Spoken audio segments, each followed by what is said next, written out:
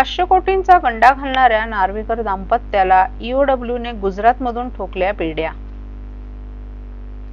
राज्यभरातील अनेक गुंतवणूकदारांची फसवणूक करणाऱ्या TWJ कंपनीचा मालक आणि व्यवस्थापकीय संचालक समीर नार्वेकर आणि त्याची पत्नी नेहा नार्वेकर यांना ठाणे आर्थिक गुन्हे शाखेच्या पथकानं गुजरातमधून शुक्रवारी अटक केली। TWJ कंपनीनं राज्यभरातील हजारो गुंतवणूकदारांची करोडो रुपयांची फसवणूक केली। या प्रकरणी चिपळूण, पुणे, यवतमाळसह अनेक शहरात गुन्हे दाखल आहेत। या प्रकरणात फरार कंपनीचा मालक समीर आणि त्याची पत्नी नेहा नार्वेकर यांचा गेल्या अनेक दिवसांपासून ठाणे पोलिसांकडून शोध सुरू होता। Trade with jazz associates private limited या कंपनीने गुंतवणुकीवर मोठा परतावा देण्याचं आमिष दाखवलं होतं। त्याचबरोबर सरकारी प्रकल्पांसाठी मोठं कंत्राट मिळवण्याचा दावा करून राज्यभरातील अनेक लोकांना जाळ्यात ओढलं होतं।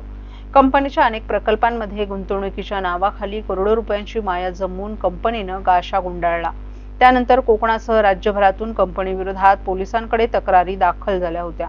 त्यानंतर कंपनीचा मालक समीर नार्वेकर, त्याची पत्नी नेहा यांच्यासह त्याच्या साथीदारांवर चिपळूणसह विविध पोलीस ठाण्यात गुन्हे देखील दाखल करण्यात आले होते।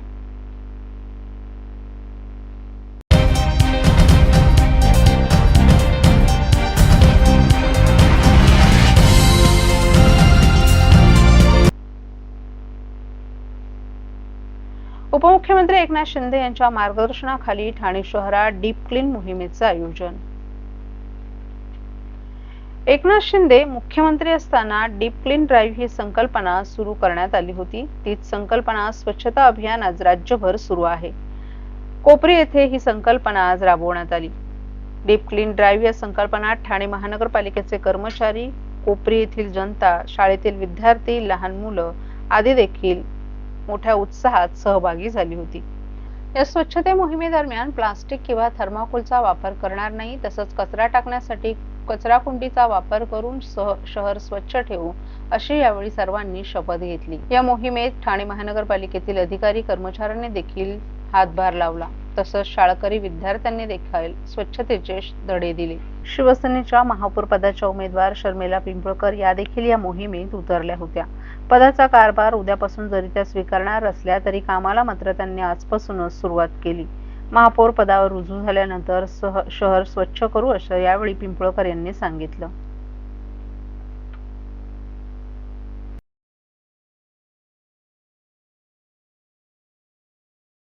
शहरामध्ये होते आज माननीय महापौर मॅडम यांच्या उपस्थितीत त्यांच्या पुढाकाराने कोपरीमध्ये विविध ठिकाणी हा डीप क्लीन ड्राईव्ह होतोय। ही सातत्याने आपण डीप क्लीन ड्राईव्ह म्हणजे माननीय उपमुख्यमंत्री महोदयांनी सांगितल्यानुसार आपण सातत्याने हा डीप क्लीन ड्राईव्ह दर आठवड्याला घेणार आहोत आणि संपूर्ण ठाणे शहर स्वच्छ आणि सुंदर करण्यासाठी या मोहिमेचा निश्चितपणे उपयोग होणार आहे। त्याबद्दल मी माननीय उपमुख्यमंत्री महोदयांचं आणि खास करून माननीय नियोजित महापौर मॅडम यांनी यासाठी पुढाकार घेतला। उद्या त्यांची अधिकृत निवड होणार आहे, परंतु आजच त्यांनी ह्या कार्याला सुरुवात केली, त्याबद्दल त्यांचाही ठाणेकरांच्या वतीने, ठाणे प्रशासनाच्या वतीने मी धन्यवाद देतो त्यांनाही।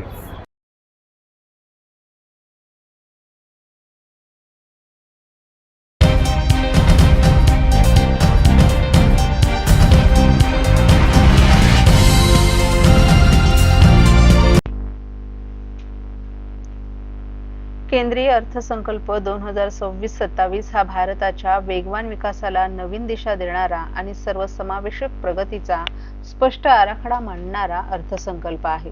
पंतप्रधान नरेंद्र मोदी यांच्या सक्षम नेतृत्वाखाली आणि केंद्रीय अर्थमंत्री निर्मला सीतारामन यांच्या दूरदृष्टीतून सादर झालेला हा अर्थसंकल्प देशाच्या आर्थिक परिवर्तनाचा मजबूत पाया घालणारा ठरेल। या अर्थसंकल्पात FDIच्या माध्यमातून सेमीकंडक्टर, फार्मा, इलेक्ट्रॉनिक्स यांसारख्या उच्च तंत्रज्ञान उद्योगांमध्ये मोठ्या प्रमाणावर गुंतवणूक आकर्षित करण्यावर भर देण्यात आलाय। यामुळे देशभरात मोठ्या प्रमाणावर रोजगार निर्मिती होणार असून युवकांसाठी नव्या संधीचे दरवाजे खुले होतील। केवळ टेक्नॉलॉजी ड्रिव्हन विकास नव्हे तर हँडलूम क्षेत्रातील कारागीर, पारंपरिक उद्योग आणि स्थानिक उद्योजक यांनाही मुख्य प्रवाहात आणण्याचा समावेशक दृष्टिकोन या बजेटमध्ये स्पष्टपणे दिसून येतोय। महाराष्ट्र आणि कोकण विभागासाठी करण्यात आलेल्या घोषणा विशेष महत्त्वाच्या आहेत।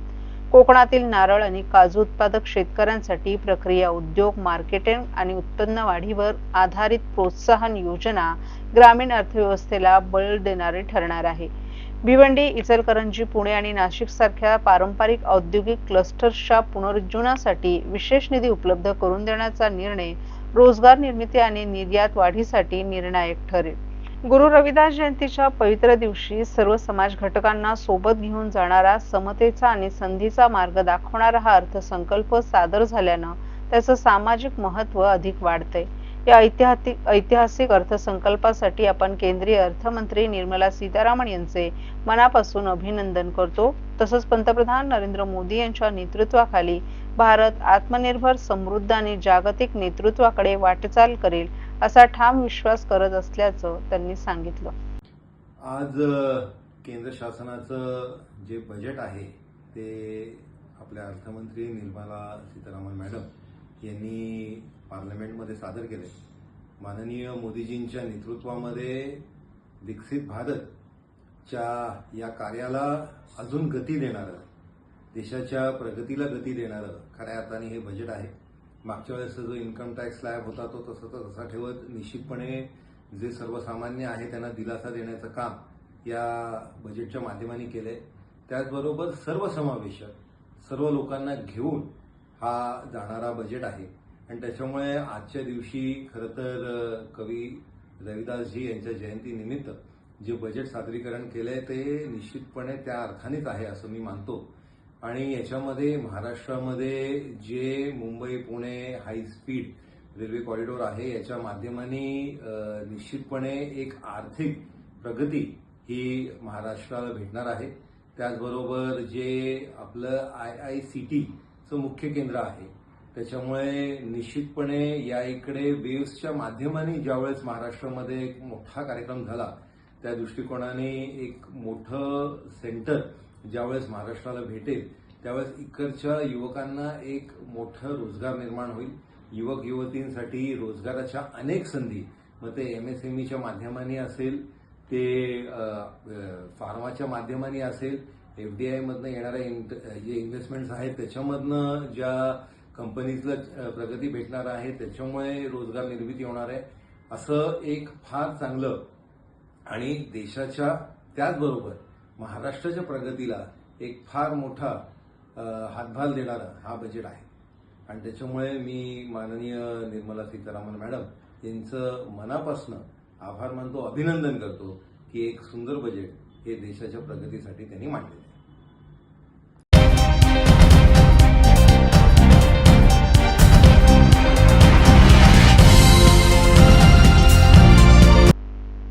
यंदाचा अर्थसंकल्प म्हणजे विकसित भारताचा मंत्र आहे, जो देशाचे विश्वगुरू पंतप्रधान नरेंद्र मोदी जे गेली 10 वर्षांपासून देत आहेत त्याच्यासाठी कटिबद्ध असा हा अर्थसंकल्प आहे असं आपल्याला वाटत असल्याचं भाजप आमदार संजय केळकर यांनी सांगितलं.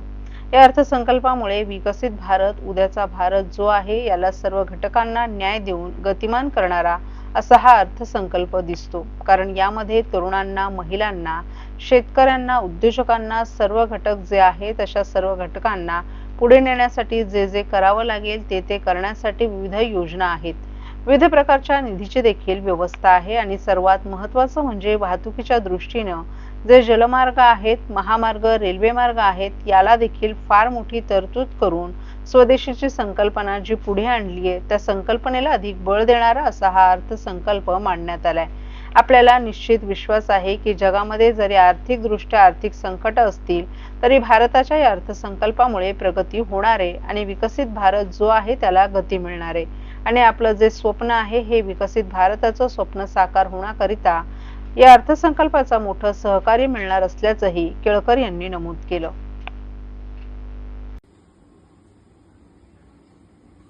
आज केंद्र सरकारचं जे बजेट जाहीर झालेलं आहे अर्थसंकल्प, हा अर्थसंकल्प म्हणजे विकसित भारताचा मंत्र जो देशाचे प्रधानमंत्री आणि विश्वगुरू आदरणीय नरेंद्र मोदीजी हे गेली 10 वर्षापासून देत आहेत त्याच्यासाठी कटिबद्ध असलेला हा अर्थसंकल्प आहे असं मला वाटतं.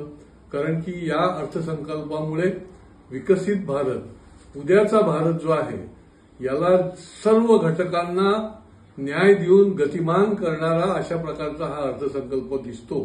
कारण याच्यामध्ये तरुणांना, महिलांना, शेतकऱ्यांना, उद्योजकांना, सर्व घटक जे आहेत या घटकांना पुढे नेण्यासाठी जे जे करायला लागेल ते करण्यासाठी विविध योजना आहेत. विविध प्रकारे निधीचं देखील त्या ठिकाणी व्यवस्था आहे.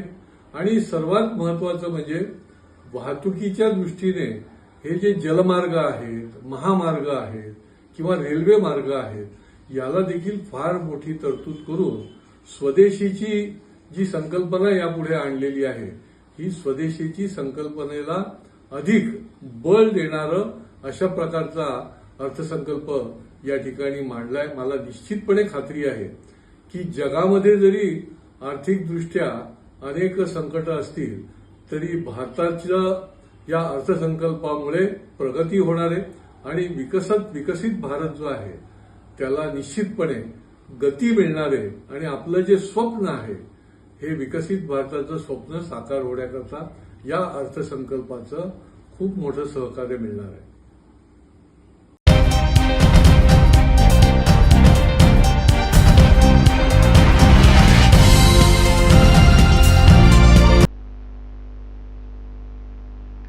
Y R. Gaitonde medical educational and research foundation तर्फे जुही येथील रोटरी क्लबमध्ये ब्रेक द सायलेन्स या सेमिनारचं आयोजन करण्यात आलं होतं. निरोगी कुटुंब त्यांच्या जीवनशैलीचा विस्तार म्हणून समाजाची चांगली सेवा करतात. मात्र असमान सांस्कृतिक, सामाजिक आणि आर्थिक स्थिती यामुळे निर्माण झालेल्या असुरक्षिततेमुळे महिला आणि किशोरवयीन मुलींवर जास्त परिणाम करते. या महिला आणि किशोरवयीन मुलींना भेडसावणाऱ्या समस्या सोडण्यासाठी वाय.आर.जी. केअरचे अनेक उपक्रम सुरू करण्यात आले आहेत. 30 आणि 31 जानेवारी रोजी झालेल्या सेमिनारमध्ये पहिल्या सत्रात ब्रेकिंग द सायलेन्स या विषयावर जैनब पटेल, सत्यशिव डिमेलो, डॉक्टर सुनीता नायर, वनिता मॅथ्यू, आयलूर श्रीकृष्णन यांनी मार्गदर्शन केलं. तर पाथवेज टू हिलिंग अँड रिसिलियन्स या विषयावर डॉक्टर श्रुती चक्रवर्ती, केतकी म्हात्रे, कविता भाटिया, शिवरजनी कुलकर्णी आणि शालू मेहलत्रो यांनी मार्गदर्शन केलं. आयडेंटिटी अँड मेंटल हेल्थ या विषयावर डॉक्टर कृती त्रिवेदी अभ्यंकर, रिझिना वाघ, ममता हरीश अय्यर, सुरभी सोलंकी, वंदना रमेश यांनी मार्गदर्शन केलं. तर दुसऱ्या सत्रात माइंड, बॉडी अँड बाउंड्रीज या विषयावर प्रिया पटेल, उणा शांभवी, अलिशा पिंटो, डॉक्टर लक्ष्मी पेरिया स्वामी, सेतुलक्ष्मी यांनी संबोधित केलं. या सेमिनारचं आभार प्रदर्शन राज्य व्यवस्थापक वासुदेवन आणि उमेश कनोजिया यांनी केलं. के अंदर ब्रेक साइलेंट फॉर्म और गायतोंडे मेडिकल फाउंडेशन द्वारा ये आयोजित किया गया एक ऑर्गेनाइजेशन, तो क्या कहेंगे इस पर्पस में, कौन सा देश में ऑर्गेनाइजेशन किया गया है? मेरा नाम उमेश कनोजिया है और मैं 8 साल से वाई.आर.जी. केयर के साथ जुड़ा हुआ हूँ. Y R G. Care basically Yashwantrao Gaitonde education foundation जो है वो 25 इंडिया में 25+ स्टेट में वो काम कर रहा है और जिसके 10+ क्लिनिक्स हैं. वाई.आर. गायतोंडे बेसिकली सुरभी सुरेमन जो पद्मश्री हैं जिनको इंडिया में HIV को फाइंड आउट करने, HIV वायरस को इंडिया में फर्स्ट फाइंड आउट करने के लिए उनको पद्मश्री मिला है. उन्होंने बहुत बड़ा रिसर्च किया है और हम नॉट फॉर HIV पे ही वाई.आर. गायतोंडे काम करता है. ये बेसिकली बहुत सारे डिजीज़ पे काम करता है. वो चाइल्ड पे काम कर रहा है, NCD कैंप पे काम कर रहा है, वो TB पे काम करता है साथ साथ में, और बहुत सारे ऐसे हैं डिजीज़ जिसके ऊपर वाई.आर. गायतोंडे काम कर रहा है. बेसिकली ब्रेक द साइलेंस अगर आप देखोगे जो आज का इवेंट है वो इवेंट मुंबई में ये ऑर्गेनाइज़ किया गया है विद the help of the mini institute rotary clubs. ये इसलिए ऑर्गेनाइज़ किया गया है कि इस समय यंगर्स की बात करते हैं, चाइल्ड की बात करते हैं, तो यहाँ पे मेंटल हेल्थ डिस्टर्बेंस का बहुत बड़ा रोल देखने को मिलता है हमें, और हम इसके ऊपर कभी बात नहीं करते क्योंकि इतनी बिजी लाइफ होती है लोगों की.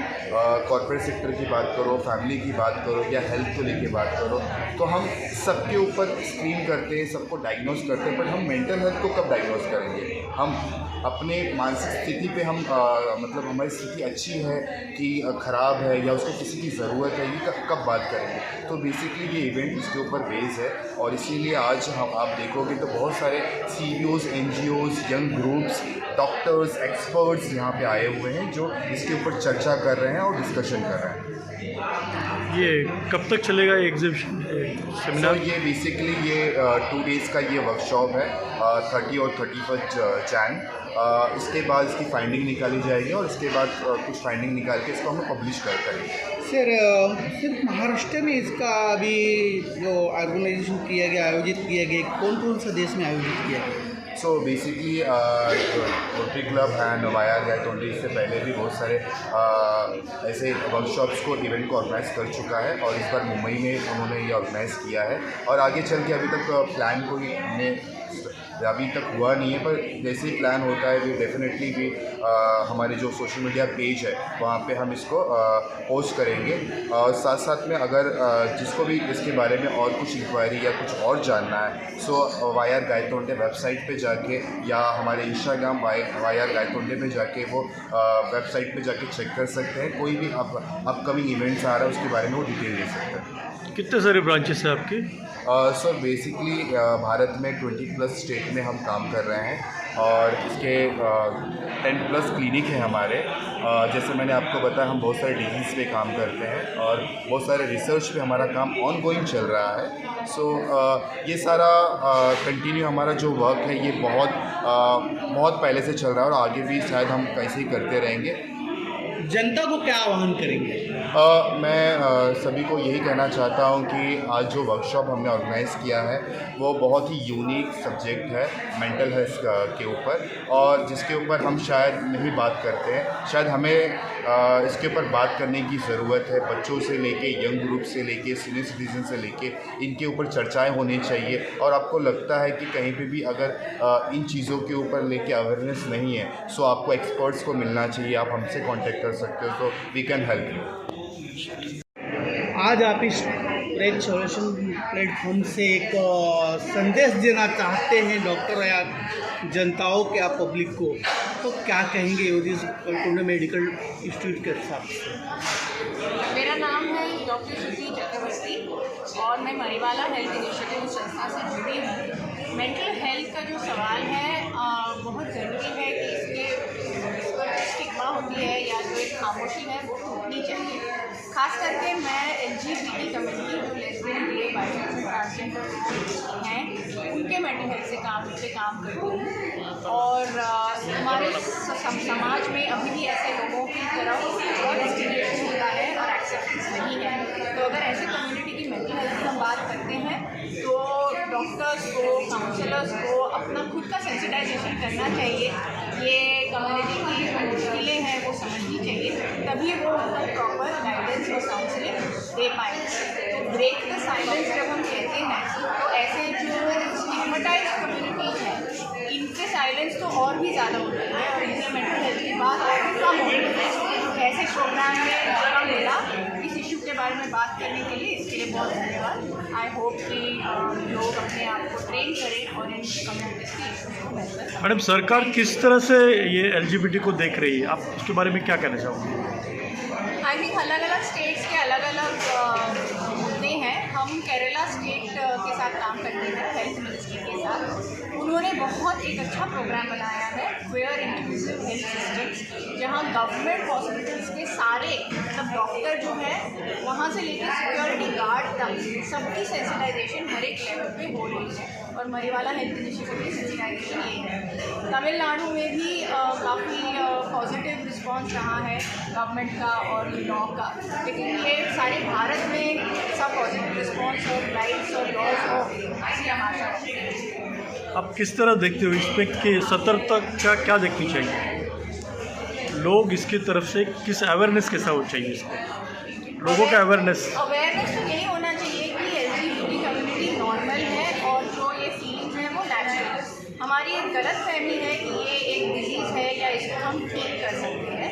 जैसे हेटेरोसेक्सुअल लोग होते हैं वैसे ही होमोसेक्सुअल लोग होते हैं। तो अगर ये लोग समझ पाए और हमारे समाज में ये भेदभाव नहीं रहे ऐसे लोगों की तरफ, तो आई थिंक हम लोग सब एक डाइवर्स और सुंदर दुनिया बना सकते हैं जिसमें हर प्रकार के लोगों को जगह और हक मिल सकते हैं। क्या इसके परसेंटेज बढ़ रहे हैं समाज में? LGBT के परसेंटेज बढ़ रहे हैं? तो हमेशा रहे हैं, ऐसा नहीं है कि उनका समाज बढ़ रहा है या कम हो रहा है। इतना ज़रूर है कि शायद इन बातों अगर हम ऐसे टॉपिक्स पे बात करें तो इनकी विजिबिलिटी और बढ़ सकती है। लेकिन हमारे समाज में पहले से ही हमेशा LGBT लोग रह चुके हैं। ते क्या कहेगा ब्रैक साइलेंट जोन और URG महाराष्ट्र में कब आया, का स्थापन कब हुआ है मेडिकल फाउंडेशन, क्या कहेंगे? मेनली ये एक ब्रेक द साइलेंस इवेंट है, तो इवेंट एक्चुअली हमने इधर प्लान किया था, particularly Maharashtra Mumbai region main cities में बहुत सारा हमको मेंटल हेल्थ इश्यूज़ हम लोग को भी पढ़ा है, हम लोग को बहुत सारा इसके ऊपर हमने भी पढ़ाया और बहुत सारा और हमने भी हमारा सोसाइटी में देख रहा हूँ। सो ये चीज़ हमने उनको यहाँ पे लेके आना है सो दैट उन लोगों ने कोई भी उन्हें कुछ मेंटल हेल्थ में सफ़र हो रहा है और उसके लिए तो केयर प्रोवाइड कर रहा है, और ये साइकियाट्रिस्ट होगा या साइकोलॉजिस्ट होगा और बहुत सारा प्रोफेसर और असिस्टेंट प्रोफेसर होगा, पॉलिसी मेकर्स होगा, उन लोगों को एक सेंसिटाइजेशन होगा। मतलब ऐसे ऐसे चीज़ हमें यहाँ पे महाराष्ट्र में और मुंबई में बहुत इम्पॉर्टेंट है। इसके लिए हमने ये प्रोग्राम को मुंबई में लेके आया है और मेनली ये प्रोग्राम के द्वारा हमने क्या एक्सपेक्ट कर रहा हूँ, मतलब हमारा बेनिफिशियरी साइलेंट प्लीज। तो ये महाराष्ट्र रीजन में अभी हमको बहुत सारा इसके ऊपर काम करना है। ऑलरेडी बहुत सारा काम चल रहा है, तो मैं ऐसा नहीं बोलूँगा कि बहुत सारा काम चल रहा है, फिर भी हम और बहुत लोगों को पहुँचना चाहिए और मेंटल हेल्थ का अवेयरनेस होना चाहिए और इसके ऊपर केयर गिवर्स होगा और बेनिफिशरीज होगा, सर्विस प्रोवाइडर्स होगा, सब लोगों को एक्चुअली ये मैसेज पहुँचना चाहिए। और दूसरा है ये अभी गवर्नमेंट पॉलिसीज़ बहुत सारा इसके ऊपर भी उन्होंने फोकस कर रहा है, सो इसको भी हमने हमारा कोई भी छोटा छोटा इनिशिएटिव है वो एक्चुअली सपोर्ट करेंगे और पॉलिसी मेकर्स को भी पहुँच जाएंगे। ऐसे कुछ और भी इनिशिएटिव प्राइवेट सेक्टर में भी हो रहा है, तो इसके हम आगे उनके साथ भी लेके जाना है। ये उनका हमारा मैसेज है दैट प्राइवेट सेक्टर के साथ भी और भी मैसेज एफर्ट्स ले लिया तो। सर हम कहते हैं कि पब्लिक बोलना नहीं चाहती है, बहुत ऐसा जगह स्टेज पे नीचे पब्लिक रहती है, ऊपर उनसे बात नहीं कर रहे, तो पब्लिकों से क्या, जनताओं से क्या अनुरोध करेंगे कि आपसे बात करेंगे? जनता को एक ही मैसेज है वेरी क्लियर, अभी तो मेंटल हेल्थ के ऊपर डरने की ज़रूरी नहीं है। बहुत सारा अभी तो ये व्यवस्था बना हुआ है, सरकारी में भी प्राइवेट सेक्टर में भी बहुत सारा व्यवस्था बना हुआ है। अभी हमने ये आउटस्पोकन होना चाहिए, फैमिलीज़ भी उन्होंने बाहर आके उन्होंने बोलना पड़ेगा दैट मेरा घर में ऐसे ही है बट मैं इसके ऊपर में डरेंगे नहीं। मतलब मेरे पास ये सर्विस प्रोवाइडर बहुत सारा है, सरकारी होगा और ये तो प्राइवेट सेक्टर होगा, वहाँ पे सर्विसेज मिलेगा। मैं इसके ऊपर मैं बिना डर के ये मैसेज मैं उनको लेके जाऊँगा, सर्विस सेवा ले लूँगा और मेरा बेटा बेटी जो भी हो मेरा फैमिली मेम्बर को मैं डेफिनेटली उनको इस सिचुएशन से बाहर लेके आऊँगा। ये वादा उन्होंने लेना चाहिए। इसके लिए एक वर्कशॉप लाइक दिस एक अवेयरनेस बिल्डिंग कहना है कि ब्रेक साइलेंस जोन में आपने तो एक महाराष्ट्र के अंदर एक पहला आपका प्रोग्राम आयोजित किया गया है कि कितने बार महाराष्ट्र में आयोजित किए? ऐसे ब्रेक द साइलेंस का ये प्रोग्राम YRG केयर का है, ये सबसे पहली बार है इधर। अदरवाइज हम लोगों ने बहुत सारा हमारा प्रीवियस वर्क में कितने स्टेट में ये प्रोग्राम आयोजित हो चुका है? मतलब ये ब्रेक द साइलेंस अभी तीसरा है। पहले हमारा कर्नाटका में हुआ था, दूसरा तमिलनाडु में चेन्नई में हुआ था, ये तीसरा प्रोग्राम है ब्रेक द साइलेंस सीरीज, ये पहले। इसके अलावा हमारा ट्रेनिंग वर्कशॉप कुछ वगैरह सेपरेटली हम कर रहा हूँ, बट ये सीरीज में नहीं है, सेपरेटली कोई उन्होंने टेक्निकल असिस्टेंस पूछ लीजिए, रिसोर्स पर्सन बुला देंगे, हम जाके उनको सेशंस ले लेंगे कॉलेजेस में, स्कूल्स में, ऐसे बहुत सारा हम कर रहे हैं।